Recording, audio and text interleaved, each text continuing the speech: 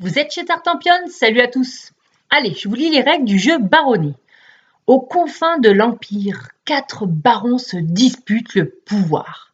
À la tête de leur armée de chevaliers, ils étendent leur territoire et bâtissent villages, forteresses et cités.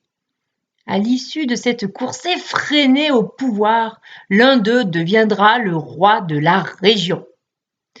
But du jeu: chaque joueur doit conquérir des territoires et y construire des villages, des forteresses et des cités tout en se protégeant de ses rivaux.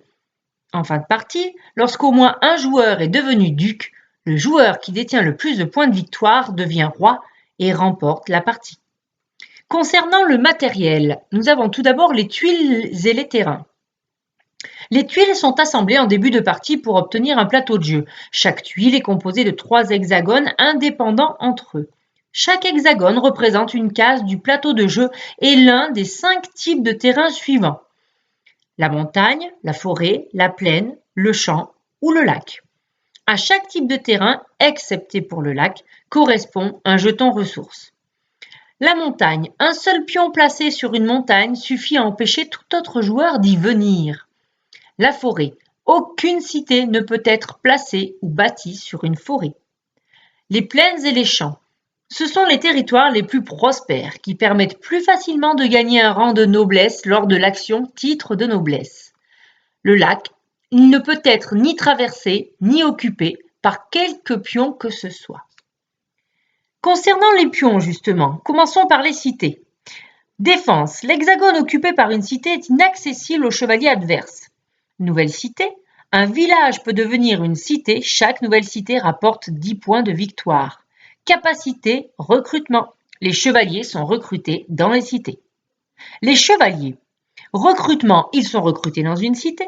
Capacité: déplacement: ils se déplacent d'un hexagone vers un autre pour annexer des territoires, attaquer des adversaires ou se défendre. Construction: un chevalier peut être remplacé par un village ou une forteresse. Défense: un chevalier peut être détruit par 2 pions adverses de même couleur. Les villages. Construction: un joueur peut remplacer un pion chevalier sur le plateau par un village. Capacité: nouvelle cité. Les futures cités sont toujours bâties à la place d'un village. Défense: un village peut être détruit par 2 chevaliers de la même couleur. Les forteresses. Construction: un joueur peut remplacer un pion chevalier sur le plateau par une forteresse. Défense: l'hexagone occupé par une forteresse est inaccessible aux chevaliers adverses. Alors la mise en place du jeu. Prenons au hasard 9 tuiles par joueur et on les positionne aléatoirement pour former un plateau de jeu. À moins de 4 joueurs, les tuiles non utilisées sont remises dans la boîte de jeu. Placés à côté du plateau les jetons ressources, ils forment la banque. Chaque joueur choisit une couleur et place devant lui les pions correspondants. 5 cités, 2 forteresses, 7 chevaliers et 14 villages, ainsi qu'une aide de jeu. Chacun placera ensuite 3 cités et 3 chevaliers comme indiqué dans l'encadré ci-dessous. Les pions compteurs de score sont placés sur le plateau de score sur la case 0 et le plus jeune joueur est désigné premier joueur. Ce dernier prend le jeton premier joueur. Alors, disposition des premières cités et des chevaliers. Après avoir analysé le plateau de jeu, le premier joueur positionne une cité plus un chevalier sur l'hexagone de son choix. Puis, dans le sens horaire, chaque joueur va faire de même, sauf le dernier joueur qui ne place pas une cité, mais 3 cités, avec chacune un chevalier. Puis, dans le sens anti-horaire, chaque joueur place 2 cités chacune avec un chevalier jusqu'au premier joueur. Chaque joueur commence le premier tour de jeu avec 3 cités accompagnées chacune d'un chevalier sur 3 hexagones du plateau de jeu. Les autres pions forment la réserve de chaque joueur. Restriction: ne pas poser une cité sur un lac, une forêt, ni sur le même hexagone qu'une autre cité ou sur un hexagone adjacent à une cité. Déroulement de la partie. La partie est une succession de tours de jeu qui se déroulent dans le sens horaire. À son tour, un joueur peut faire une seule des 6 actions suivantes: recrutement, déplacement, construction, nouvelle cité, expédition, titre de noblesse. Tout d'abord, le recrutement. Placez sur l'hexagone d'une seule cité jusqu'à 2 chevaliers pris de votre réserve. Si l'hexagone de la cité est en bordure d'un lac, vous pouvez placer jusqu'à 3 chevaliers. Si vous n'avez plus de chevaliers dans votre réserve, vous ne pouvez pas recruter. Déplacement. Déplacez un ou deux de vos chevaliers sur un hexagone adjacent.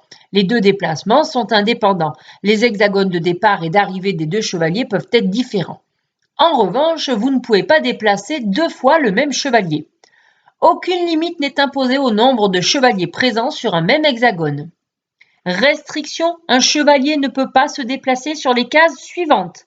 Sur un lac, sur un hexagone occupé par une cité ou une forteresse adverse, sur un hexagone occupé par deux pions d'un même adversaire, deux chevaliers ou un chevalier et un village, sur un hexagone de type de montagne occupé par au moins un pion adverse.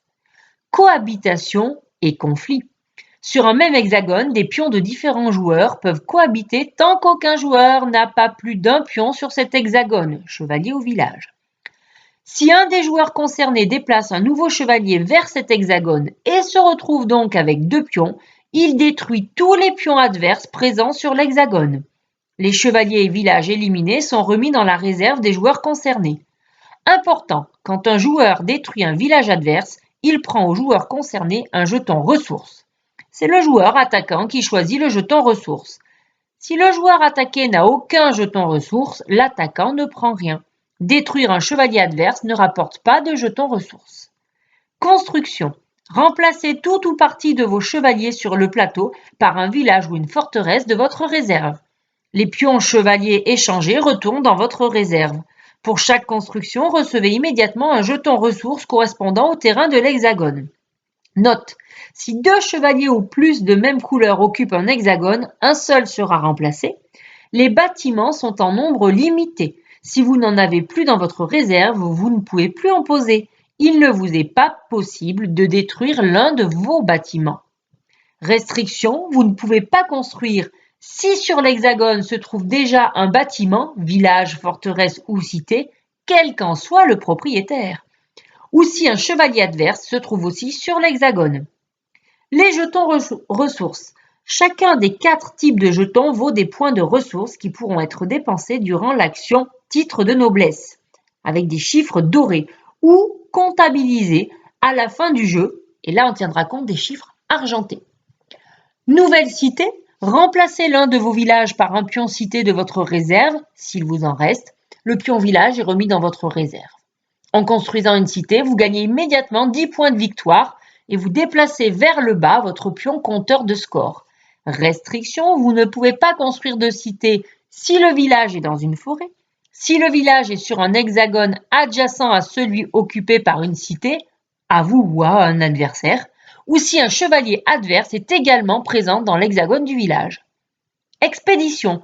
Prenez 2 chevaliers de votre réserve, retirez définitivement du jeu l'un d'eux, remis dans la boîte, et placez l'autre sur un hexagone libre de votre choix en bordure de plateau. Restriction, vous ne pouvez pas placer le chevalier sur un hexagone lac, sur un hexagone occupé par un pion, chevalier ou bâtiment, quel que soit son propriétaire. Titre de noblesse. Tous les joueurs commencent la partie avec le titre de baron. Ils peuvent devenir ensuite vicomte, comte, marquis, puis duc. Défaussez un minimum de 15 points de ressources pour acquérir un titre de noblesse plus élevé, puis déplacez votre pion compteur vers la droite sur le plateau de score. Les jetons ressources défaussés sont remis dans la banque de ressources. Attention, la banque de ressources ne rend pas la monnaie pour les dépenses de plus de 15 points. Il n'est pas possible de progresser de plus d'un rang à la fois, même si l'on dispose des ressources nécessaires. Fin du jeu, lorsqu'un joueur devient duc, dernière colonne de la piste de score avec les valeurs 60, 70 et 80, terminez le tour de table pour que chaque joueur ait joué le même nombre de tours de jeu. Chaque joueur additionne les points de victoire de ses jetons ressources non utilisés en reprenant les chiffres argentés au score indiqué sur le plateau de score. Le joueur qui a le plus de points de victoire devient roi et gagne la partie. En cas d'égalité entre deux joueurs, celui qui est le plus éloigné du premier joueur dans l'ordre du jeu l'emporte. Je vous remercie de m'avoir écouté et surtout, amusez-vous bien!